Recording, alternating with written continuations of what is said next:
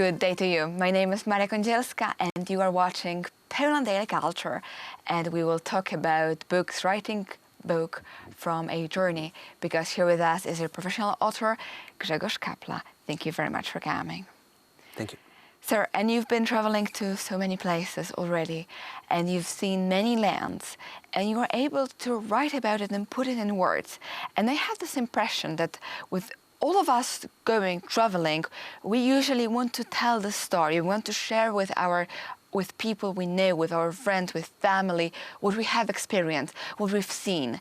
And we do it usually very primitive way, just for writing a post on Facebook, putting the pictures there, spamming our friends with photos on stories, Instagram. I would think it's the same urge, the same passion, and the same, I would say, this urge to say to others what we've seen, to share this experience with them. But you have this skill and this practice as well to write a book about it and to put it in a more immortal way of paper and ink. Do you write it later on when you come back home, or do you write it already in the country? Tell us about this process.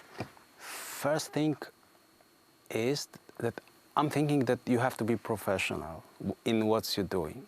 So writing is my profession since so many years. So and traveling is my passion. And one day I just quit my life in Poland and go for the world for a few years.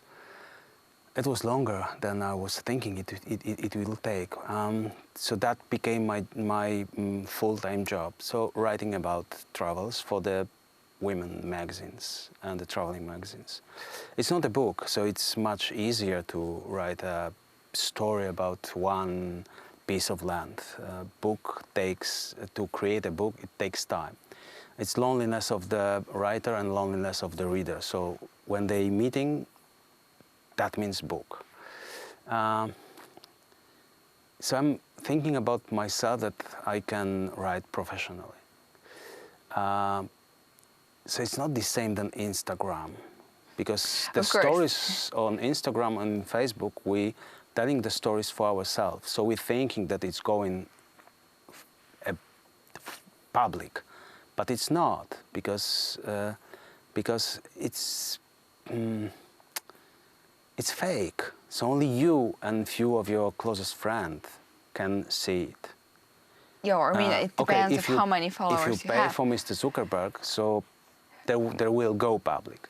But I believe in letters. You know, I don't believe in pixels, because if one day our world will change and somebody will turn out the light and the electricity and this virtual cloud will fade away, the letters, the paper, and the black letters will be existing.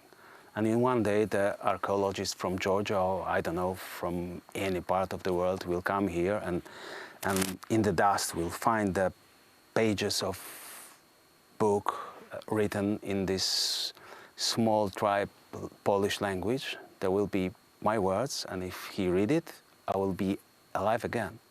So I'm thinking about writing those way. I know it's pathetic, but really I'm thinking about it. It's very romantic as well. And one day I've been in Tajikistan or Kyrgyzstan, and there were shepherds and a herd of horses around us. And he told me that for his culture, the life is done when it is recreated in the story. Somebody have to know your life and create a story of it. Then your life is really done.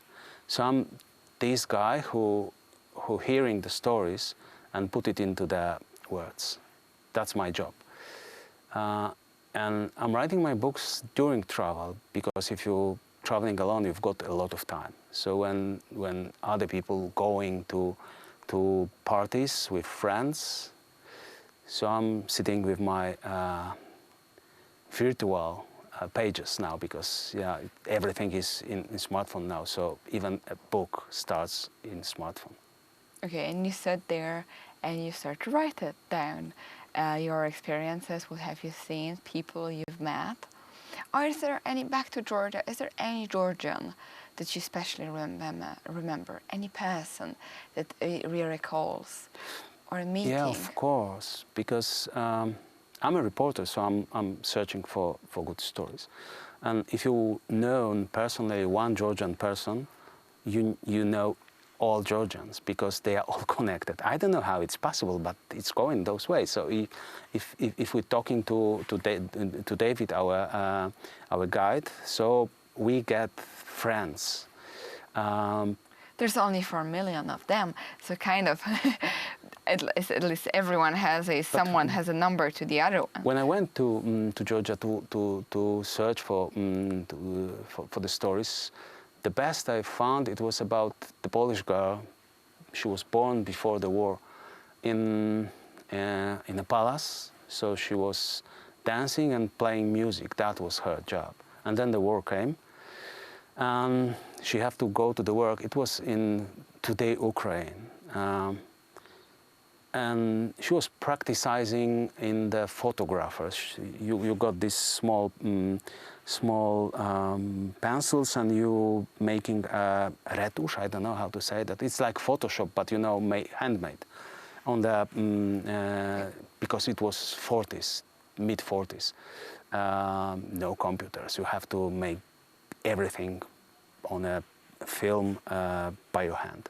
So she became like an artist. And one day she heard in the radio that was uprising in Warsaw. So she wrote like a poster that Poland is fighting for freedom. So KGB came, and she went to the Gulag. In the Gulag, she met a boy. The boy was Georgian. He was a soldier. He was guarding on the railway station, because there was a train with the grain, so people would like to eat. But there was nothing to eat, so he let them to take the grain with them to make bread. So he was arrested, and he had to go to the Gulag. So they met in the Gulag, and they fell in love. And they get married.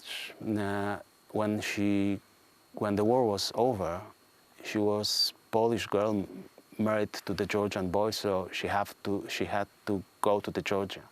And from this palace in Ukraine, she was ended in the small village, in small hut, clay hut, with all the family inside. It was completely different world. But she became an artist, and she became an architect. She made some bridges in Georgia. She became famous person. When I met her, she was like 80 years old. Still remember that. Still can speak in Polish. And this love story, it was so beautiful. Speak? Or she could speak Polish or not speak? She's speaking Polish. So she spoke this Polish, funny, being 80 years. Yeah, this funny kind of, the Kresovian Polish. Old-style Polish. Yeah. A beautiful story, and that's the way how to travel and to meet people. Thank you very much for sharing this with us, and I do hope that is a good encouragement for you to go and check the books of Grzegorz Kapla. There are 11 of them, so definitely we'll find something for you. And thank you for watching Poland Daily Culture.